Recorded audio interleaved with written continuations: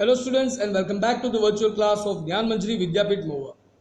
Students, in the last session we understood about the important administrative features adopted by the Chola rulers. Apart from giving importance to the army and the collection of taxes, the kings also gave importance to the growth in agriculture, art and culture. Chola rulers के बारे में हमने ये देखा था right कि उसके administrative features क्या थे जो उन लोगों ने अडॉप्ट किए थे। वो सिर्फ आर्मी को ही इंपॉर्टेंस नहीं देते थे, लेकिन उसके अलावा वो कलेक्शन टैक्सेस पे भी सिर्फ ध्यान नहीं देते थे। वहाँ के जो राजा थे, चोला रूलर्स जो थे राइट, वो एग्रीकल्चर, आर्ट और अपना जो कल्चर होता है, संस्कृति, खेती, कला और संस्कृति राइट, उसका भी ग्रोथ हो, ऐसी उसकी सोच थी। तो उन लोगों ने ऐसा क्यों किया था right? They did this to remain popular among the people of their kingdom. क्यों किया था? ताकि वो पॉपुलर रह पाए अपने किंगडम में और अपने किंगडम के लोगों में। सबके अगर लोकप्रिय रहेंगे तो लोग उससे खुश रहेंगे। Today we will learn about the important accomplishments achieved during the Chola reign, many of which you might recognise. आज हम चोला की डायनेस्टी जब थी राइट, चोला का जब राज चल रहा था, तो उस समय पे कौन से बड़े से अचीवमेंट उन लोगों ने हासिल किए थे, जिसके बारे में कुछ ऐसे भी होंगे जिसके बारे में शायद आप जानते हो, इसके बारे में समझने जा रहे हैं। लेकिन उससे पहले हमने लास्ट सेशन में जो देखा था उसका थोड़ा सा रिव्यू ले लेते हैं। अगर कुछ लैगिंग है, अगर आपको कुछ मिस हो गया है तो वापस रिकवर हो जाए, इसलिए right. So the first question was the elections in Uttaramerur with present day panchayat elections right. तब इलेक्शंस कैसे थे? आज के हमारे पंचायत इलेक्शन के मुकाबले तब के इलेक्शन कैसे थे, ये हम देखेंगे। The elections are different in two ways. कुछ अलग था, दो तरीके से इलेक्शन अलग थे। कैसे? The eligibility conditions for candidate standing for elections are different.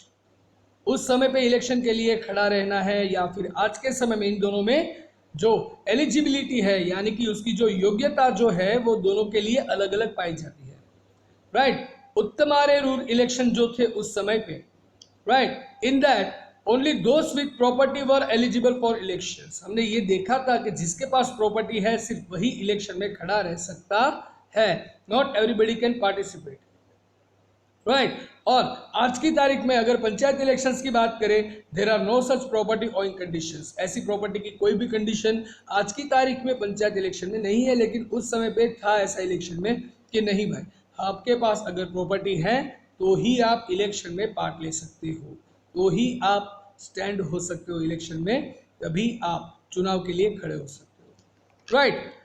दूसरा जो चेंज था वो ये था, in Uttaramerur candidates were chosen by lottery. मैंने ये भी बताया था कि लॉटरी क्या होता है, एक पोर्ट में सबका नाम डाल दिया, फिर चिट्ठी निकाली, उसको जोर से हिला के उसमें से चिट्ठी निकाली जाती है, जिसका भी नाम आया राइट, वो हमारा कैंडिडेट।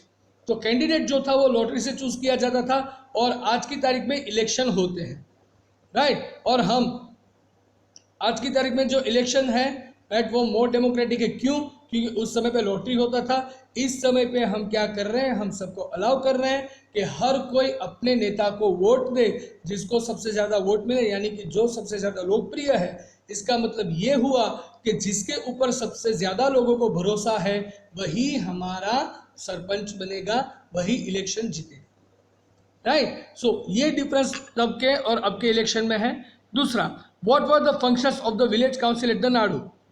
नाडू की जो विलेज काउंसिल थी उसके फंक्शन क्या थे, ये भी हमने बात की थी राइट। तो उसके फंक्शन थे, they were responsible for collecting taxes, वो टैक्स कलेक्ट करते थे। उसके साथ they were also responsible for dispensing justice, न्याय देने के लिए भी जो नाडू की काउंसिल थी राइट, विलेज काउंसिल और जो नाडू थे राइट, न्याय देने के लिए और टैक्स कलेक्ट करने के लिए उन लोगों का रोल सबसे इंपॉर्टेंट होता था राइट। सो ये हमने अब तक सीख लिया। अभी हम सीखने वाले हैं कि कौन से ऐसे अचीवमेंट थे जो चोला डायनेस्टी ने अकम्प्लिश किए थे right. So let's see the next slides. So students, now we are going to understand the accomplishments of the Cholas right.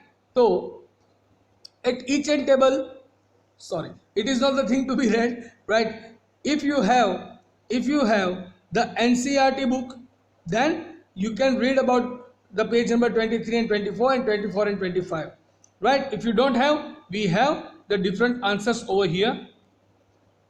So first one, how did Cholas improve the agriculture during their times? Agriculture के ऊपर वो बहुत ध्यान रखते थे. मैंने आपको बताया था स्टार्टअप में ही कि चोला डायनेस्टी के जो किंग्स थे वो लोगों में पॉपुलर रहने के लिए सिर्फ टैक्स कलेक्ट करना या फिर अपनी आर्मी को इंप्रूव करना सिर्फ वही नहीं करते थे. इसके अलावा वो एग्रीकल्चर, आर्ट और हमारा जो कल्चर है उसको भी बहुत ही इंपॉर्टेंस देते थे. राइट? तो सबसे पहले एग्रीकल्चर उन लोगों ने कैसे डेवलप किया था? उसका आंसर है the Cholas improved agriculture by developing land for large scale cultivation and improving irrigation methods.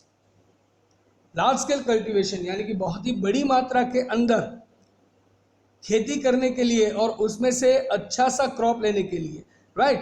खेती करके जो फसल लेना उसे कल्टीवेशन कहते हैं. तो बड़ी मात्रा में बड़े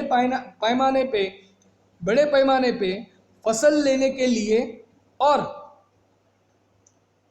अच्छे से खेती करने के लिए वो लैंड को डेवलप करते थे. इसके अलावा उन लोगों ने इरिगेशन मेथड को भी इंप्रूव किया था. Right? Then what are the achievements of the Cholas in temple and bronze culture? Art और कल्चर की बात की ना. राइट? तो ब्रॉन्ज कल्चर और टेम्पल के लिए, ब्रॉन्ज कल्चर यानी कि ब्रॉन्ज की मूर्तियां और उसके साथ जो मंदिर थे, राइट, उसमें उन लोगों ने क्या अचीव किया था?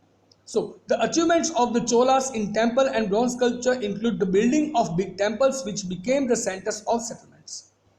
चोला डायनेस्टी ने बहुत ही बड़े बड़े मंदिर बनाए थे जो आगे जाके सेटलमेंट्स यानी कि कहीं पे स्थायी होना, कहीं पे रहना, उसके लिए बहुत ही बड़े सेंटर बने.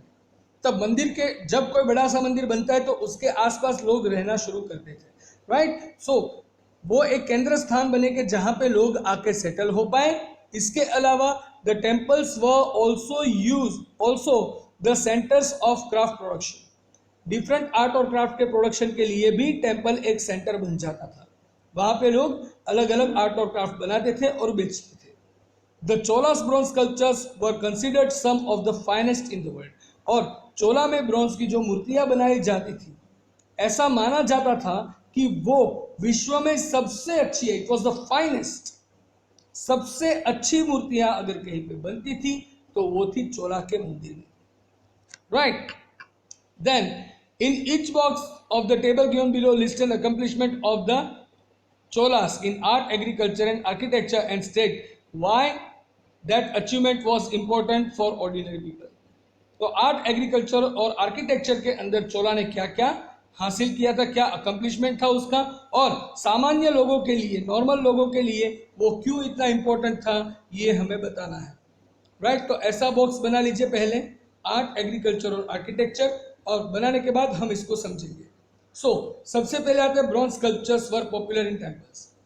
आर्ट के अंदर ब्रॉन्ज के जो स्कल्पचर, मैंने अभी आपको बताया कि वो वर्ल्ड में सबसे ज्यादा पॉपुलर थी, सबसे फाइनेस्ट उसको माना जाता था. तो ब्रॉन्ज की जो मूर्तियां थी वो बहुत ही पॉपुलर थी टेम्पल्स के अंदर. राइट? और many artisans and craftsman started making bronze sculptures. और बहुत सारे ऐसे मूर्ति कलाकार थे, राइट, कि जिन लोगों ने ब्रॉन्ज के स्कल्पचर्स यानी कि ब्रॉन्ज की मूर्तियां बनानी शुरू की थी उस समय पे. तो सामान्य नागरिक के लिए वो बहुत ही इंपॉर्टेंट था. राइट? कि ये एक ऐसी कला लोगों में डेवलप हो रही थी, एक ऐसी आर्ट लोगों में डेवलप हो रही थी कि जिसकी वजह से वो फाइनेस्ट स्कल्पचर बना सके और उससे अच्छी आमदनी कमा सके. The second is agriculture. The Cholas were responsible for extending large scale cultivation. बड़ी मात्रा के अंदर बड़े पैमाने पे फसल लेने के लिए चोलास जो थे वो रिस्पॉन्सिबल थे. राइट? उन लोगों ने सबसे बड़ी मात्रा में फसल लेना शुरू किया था. Right, so the channels were used to ensure that river water reached fields. Canal बनाई थी उन लोगों ने, चैनल, राइट, यानी कि कैनाल बनाई थी उन लोगों ने. नदी में से खोद के उन लोगों ने एक चैनल बनाई कि जहां से नदी का पानी वहां से डाइवर्ट होकर हर खेत में पहुंचे.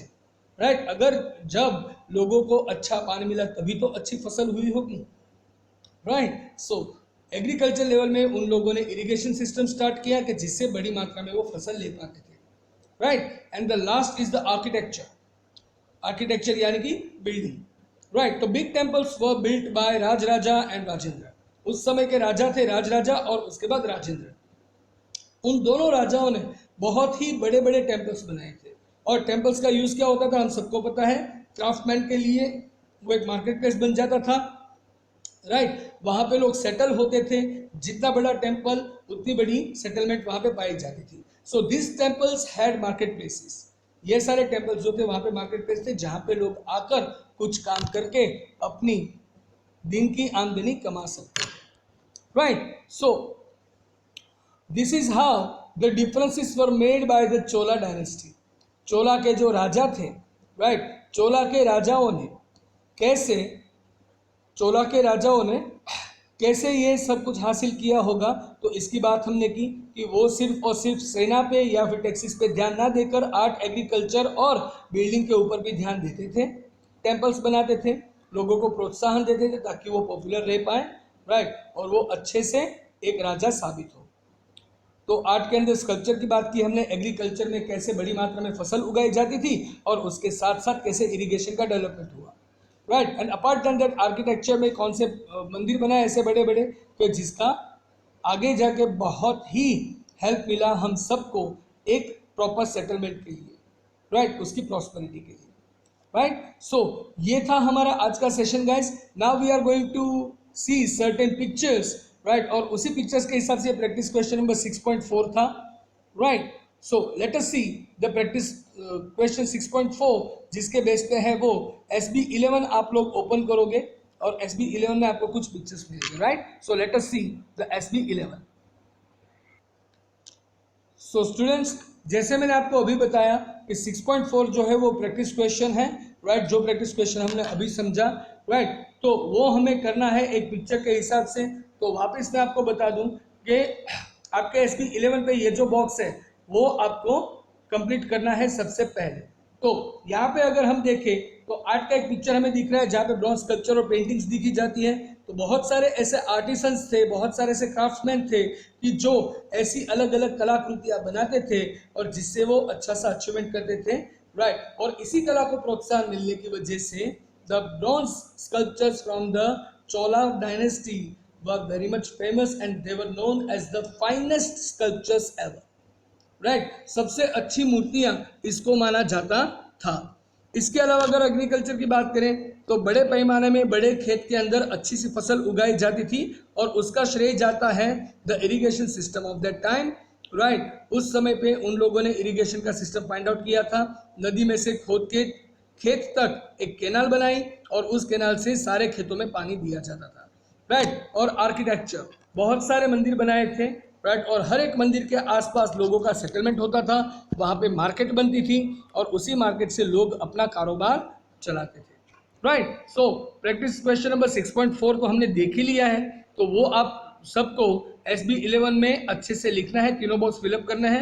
और प्रैक्टिस क्वेश्चन नंबर 6.5 जो है वो भी हमें इसी के बेस पे करना है। Why were the temples the hub of social, economic and cultural life, right. Temple एक ऐसा प्लेस था जहां पे लोग एक दूसरे के साथ मिलते थे, राइट, सोशल वर्क करते थे, राइट। वहां पे मार्केट प्लेस होता था, इकोनॉमिक यानी कि पैसे कमाना, सोशल यानी कि समाज के साथ जुड़ना, और कल्चरल यानी कि सांस्कृतिक। मंदिर हमारी संस्कृति दिखाता है, राइट। मंदिर के आसपास मार्केट प्लेस होता था जिससे हम पैसे कमा सकते हैं, और सोशल यानी कि मंदिर एक ऐसी जगह है जहाँ पे हर कोई इकट्ठा होता था और वहाँ पे सोशल सारे काम किए जाते थे, राइट। ये मैंने आपको हिंदी में बताया, आपको इंग्लिश के अंदर ये क्वेश्चन का आंसर देना है 6.5। सो स्टूडेंट्स, आज के सेशन में आपको होमवर्क में 6.4 का ये टेबल जो ऑलरेडी हम समझ चुके हैं, इसके अलावा 6.5 का जो क्वेश्चन है उसका आंसर भी आपको लिखना है ओन वर्ड्स में, right. So that's it for today session guys. I hope आपको समझ में आ गया होगा। अगर फिर भी कोई इश्यू है, you guys have got my number, you can contact me any time, right. So it's all for today's session. I'll see you in the next session with the new topic. Till then, it's time to say goodbye. So goodbye, take care, have a nice time, stay home, stay safe, and yes, don't forget to share your homework. Thank you.